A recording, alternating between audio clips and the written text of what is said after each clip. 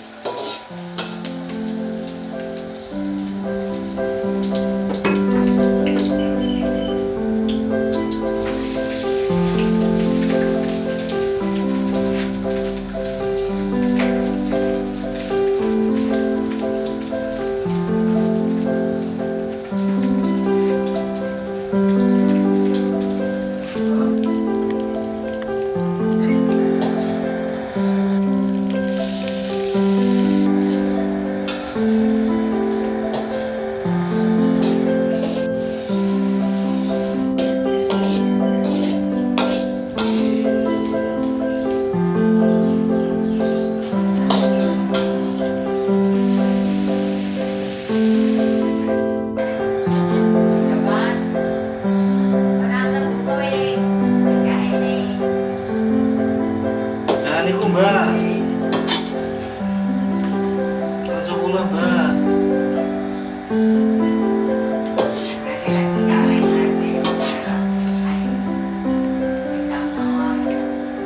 Apa ya Mbak? Masa teleponan Mbak? Ini pun nembe telepon Mbak. Nggih. Asik ya? Nggih asik Pak. Di pacar niku asik Mbak. Asik. Pacarnya jenenge Saroh Mbak. Kowe ngapain kuwi? Kula dolanan majan. Boleh iki yang kula mesti duwe. Ana mbok kan masake. Lho ya mesake banget. Masake wong kok diman wong loro kuwi. Oh. Kok tak ngono kae. Oke, santai iki. Dulan-dulanan Mbak. Ya wis.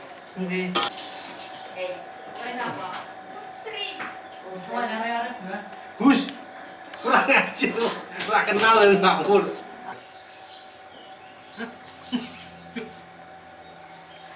Tragedi dong, Bu. Tragedi. Nah. Lanjut.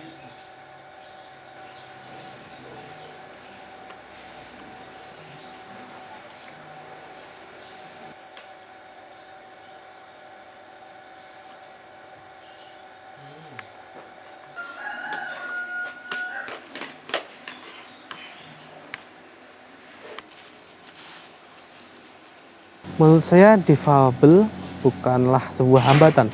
Disabel atau disabilitas adalah sebuah kelebihan yang diberikan oleh Tuhan untuk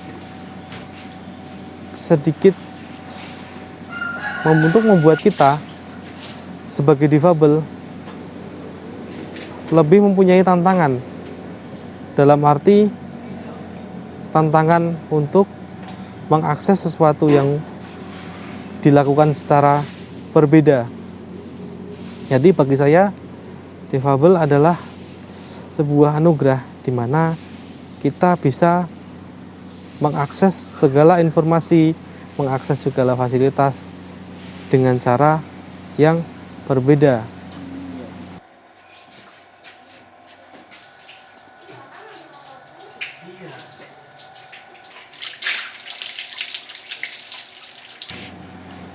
Saya sendiri adalah anak nomor 2 yang sampai sekarang tinggal di perantauan di Yogyakarta. Saya disuruh orang tua untuk mandiri mulai usia 8 tahun.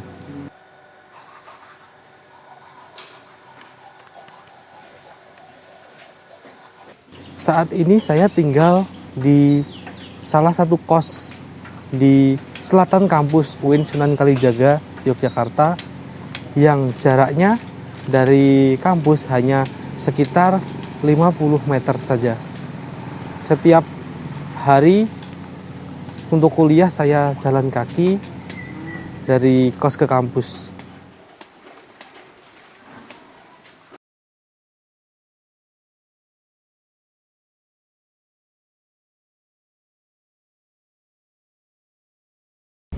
Kalau kegiatan pendampingan, jadi pendampingan di kelas dan kemudian pendampingan seperti ada di P2B itu, dan kemudian kadang di sini juga bantu teman yang netra ataupun yang tuli itu buat mengerjakan tugas seperti itu. Masih aktif, tapi ada yang via Zoom, via online juga. Kadang kita juga membantu difabel itu buat mengerjakan tugas. Kadang juga buat menerjemahkan apa yang mereka belum paham, karena kan ketika tugas via online itu kan biasanya dikasih sebuah video, dan dari video tersebut mereka juga tidak ada penjelasan tata tulis tersebut seperti itu.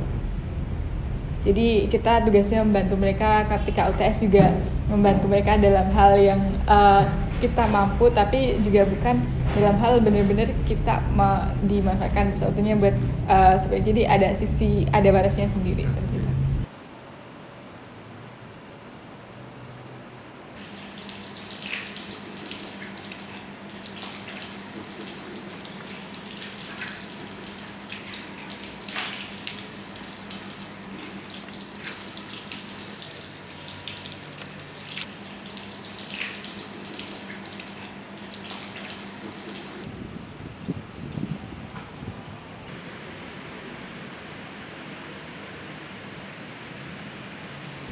Bismillahirrahmanirrahim. Alif Lam Mim.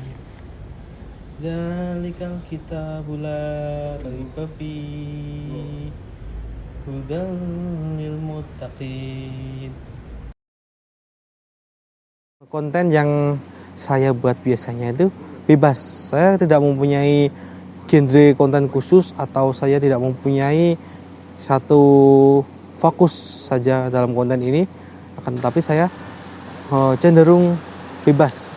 Welcome back to my channel, Tusi Center Indonesia. Saya sekarang berada di Malioboro, ikon salah satu yang nomor 1 di kota Yogyakarta, guys. Kita akan menuju ke UIN sampai lampu merah, lalu kita akan belok kiri, terus kita nyebrang ke arah utara, lalu kita akan menemukan halte.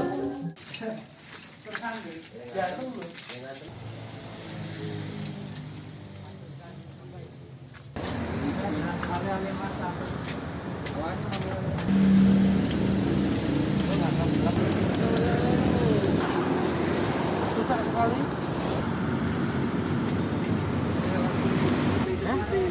Jalur ini yang kuasa. Tapi saya tanya sedikit.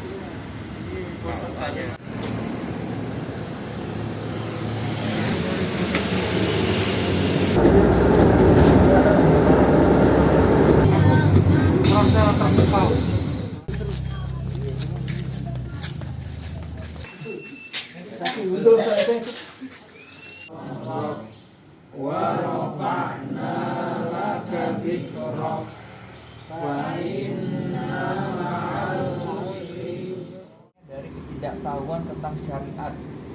Kanjeng Rasul juga dirisaukan akibat kebodohan dan keras kepala kaumnya.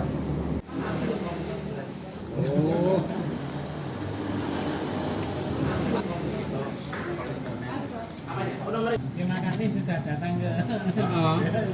Monggo Pak Ibu ingkang ngersakaken. Assalamualaikum warahmatullahi wabarakatuh. Perkenalkan, nama saya Arif Prasetya, perwakilan dari komunitas Braillean Indonesia di Yogyakarta. Di sini saya sangat senang sekali karena dapat kesempatan untuk berbagi ilmu kepada seluruh kawan-kawan semuanya. Bisa berbagi ilmu yang kebetulan sangat lengkap. Jadi huruf Braille ini sangat unik sekali. Bahkan teman-teman saya yang belajar huruf Braille. Beberapa waktu yang lalu saya berbicara di salah satu seminar yang diadakan salah satu lembaga dari Malang, di mana saya dipercaya untuk memberi materi tentang huruf Braille. Saya belajar huruf Braille itu sejak kapan. Kemudian saya juga memberi materi ke mereka tentang cara menulis dan membaca dengan menggunakan huruf Braille. Ya, teman-teman waktu di kampus maupun di SMA. Nah, keuntungannya apa sih belajar huruf braille? Yang pertama itu tadi ya, membaca bisa di kegelapan, khususnya yang teman-teman difabel netra. Kalau yang non difabel itu membaca nggak harus pakai tangan. Teman-teman non difabel bisa membaca pakai mata, asalkan udah menghafal huruf A sampai Z.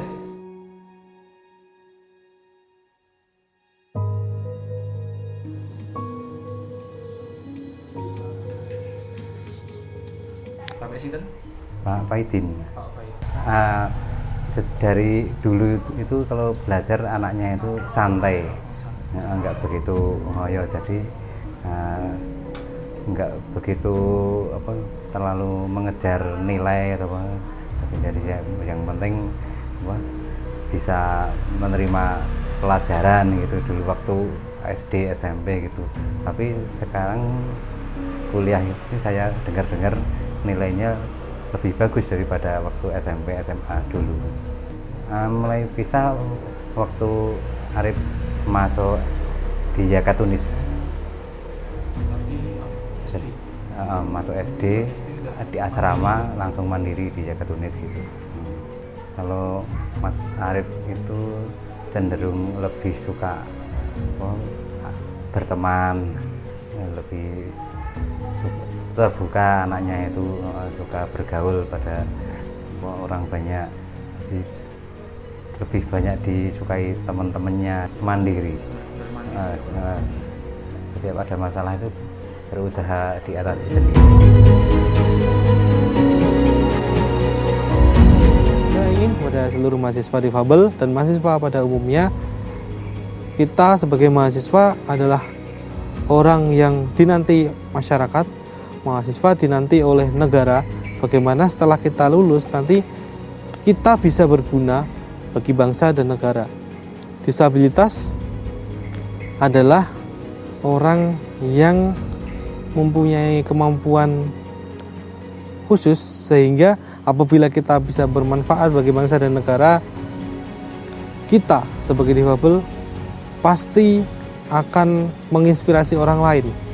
Dan saya ingin disabilitas bisa terus berkreasi dengan cara-caranya sendiri, dengan hobinya sendiri, dan dengan pola pikir sendiri, sehingga inovasi ini akan membawa diri sendiri untuk sebuah karya.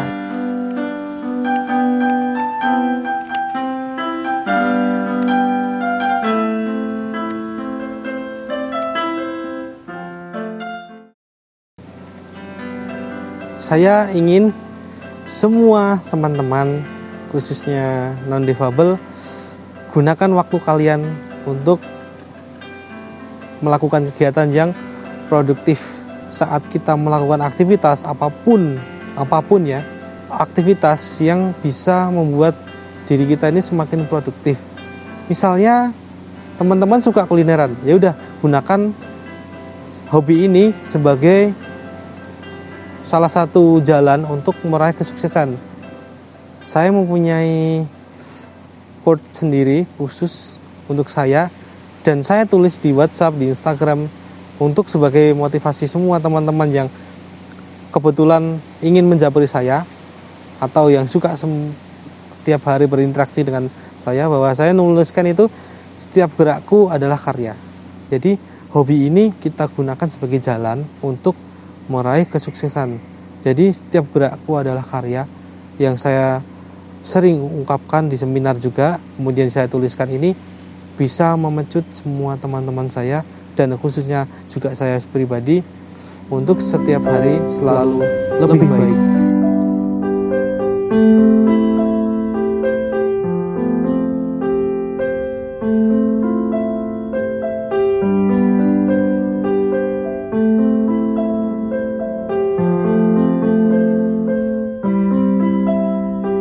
Harapannya, karena difabel itu kan juga termasuk kalangan biasa kayak kita, jadi pendidikan perlu disetarakan, termasuk pada difabel netra ataupun tuli.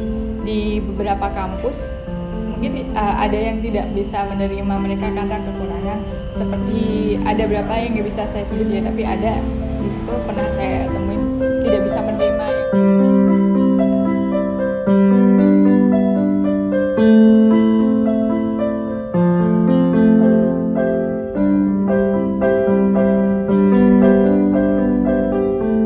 Syaratnya harus sempurna fisik, harus sempurna seperti itu.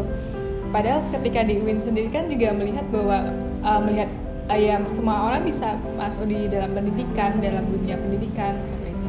Mungkin juga solusinya seperti di sini juga dikasih pelayanan sosialisasi terhadap para difabel tersebut, para mahasiswa terkait difabel. Jadi ada ke sisi kesetaraan.